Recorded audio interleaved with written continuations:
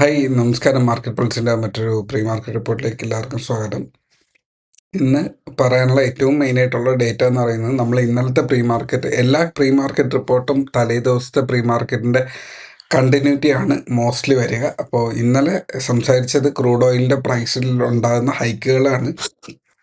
96 എന്നുള്ള ഒരു support break ഇല്ലെങ്കിൽ അതിൻ്റെ റെസിസ്റ്റൻസ് ബ്രേക്ക് ചെയ്ത് കഴിഞ്ഞാൽ 100 എന്നുള്ള ഒരു സൈക്കോളജിക്കൽ നമ്പർ ഹിറ്റ് ചെയ്യുകയും അത് മെൻ്റലി ഓർ മാർക്കറ്റിൻ്റെ മൊത്തത്തിലുള്ള ഒരു സ്ട്രക്ചറിനെ പിടിച്ച് ഉലയ്ക്കുകയും ചെയ്യും എന്നുള്ളത് ഇന്നലെ തന്നെ പറഞ്ഞിരുന്നു.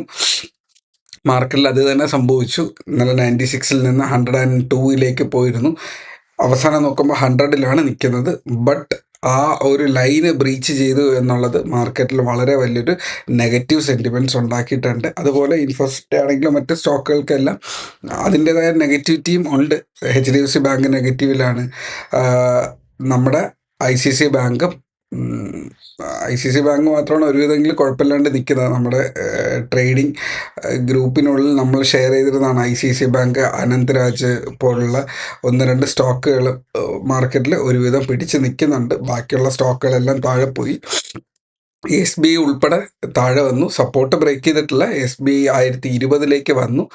അപ്പോൾ അത്യാവശ്യം എല്ലാ സ്റ്റോക്കുകളും നല്ല സ്റ്റോക്കുകളായി നിൽക്കുന്ന, നല്ല മൊമെൻറ്റം കാണിക്കുന്ന SBI ഉൾപ്പെടെ താഴെ വരുന്നുണ്ടെങ്കിൽ മാർക്കറ്റ് ബാഡാണ് എന്നുള്ളതാണ് അതിൻ്റെ റീസൺ. ഇന്ന് മാർക്കറ്റ് അതിൻ്റെ ഏറ്റവും ബേസ് ആയിട്ടുള്ള സപ്പോർട്ട്, ആ ചാർട്ട് ഞാൻ കാണിക്കുമ്പോൾ തന്നെ നിങ്ങൾക്ക് മനസ്സിലാവും. 23,720 ബ്രേക്ക് ചെയ്യുന്നത് മാർക്കറ്റിനൊട്ടും നല്ലതല്ല എന്നുള്ളതാണ്. നമ്മൾ ഇന്നലെ ക്ലോസ് ചെയ്തത് അതിന് മുകളിലായിരുന്നു. നമുക്ക് ചാർട്ടിലേക്ക് കടക്കാം.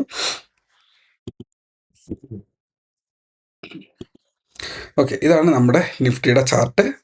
നിഫ്റ്റി ഒരു ട്രെൻഡ് നെഗറ്റീവിൽ തന്നെ ആയിരുന്നു. മാർക്കറ്റ് ഇന്നലെ ചെറിയൊരു ബുള്ളിഷ്നെസ്, ആദ്യത്തെ ക്യാൻഡിലിൽ ഒരു മാർക്കറ്റിൻ്റെ സെൻട്രലിൽ നിന്ന് തിരിച്ച് കയറാൻ തുടങ്ങിയിരുന്നു. 23,880 നിന്ന്. ഇതൊക്കെ നമ്മുടെ ഇന്നലത്തെ ലെവലുകളാണ്. പെർഫെക്റ്റ്ലി സപ്പോർട്ട് എടുക്കുന്നുണ്ടെന്നുള്ളത് മനസ്സിലാക്കുക.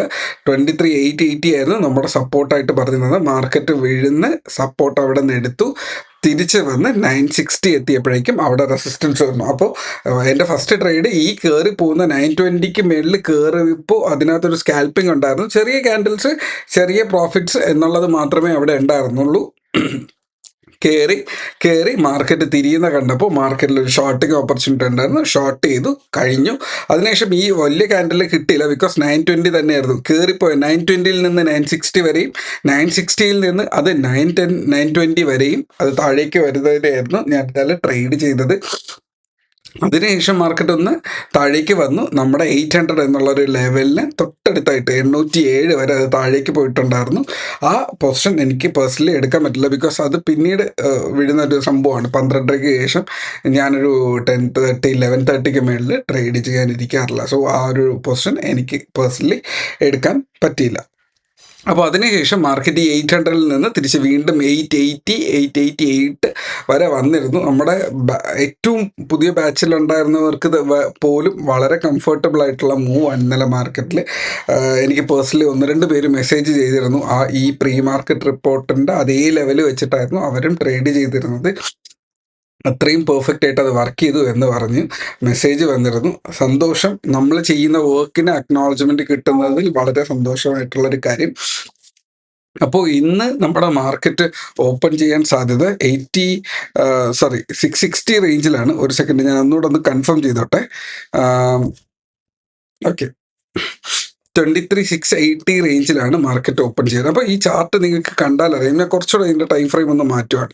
ഈ ചാർട്ടിൻ്റെ ഏറ്റവും ബേസായിട്ട് ഞാൻ വരച്ചിരിക്കുന്ന ഒരു നമ്പറാണ് ഈ ഒരു 23,720. ആ 23,720 മേളിൽ വരുമ്പോഴെല്ലാം മാർക്കറ്റിന് പുഷിങ് ഉണ്ട്. ഈ 800 to 720 റേഞ്ചിനുള്ളിൽ കയറുമ്പോഴെല്ലാം അതിന് സപ്പോർട്ടായിട്ട് ഇത് കണ്ടു കഴിഞ്ഞാൽ നിങ്ങൾക്കറിയാം ഇവിടെ ഒരു സപ്പോർട്ടും റെസിസ്റ്റൻസും ഇവിടെ വർക്ക് ചെയ്യുന്നുണ്ട്. സോ മാർക്കറ്റിൻ്റെ റെസിസ്റ്റൻസും സപ്പോർട്ടിൻ്റെ അടുത്തുള്ള ഒരു നമ്പറായിരുന്നു. ഇന്ന് മാർക്കറ്റ് ഓപ്പൺ ചെയ്യുന്നത് ഇതിൻ്റെ ലോവർ ഹാഫിലാണ്. ഓക്കെ, ഇവിടെയാണ് മാർക്കറ്റ് ഓപ്പൺ ചെയ്യുക 660.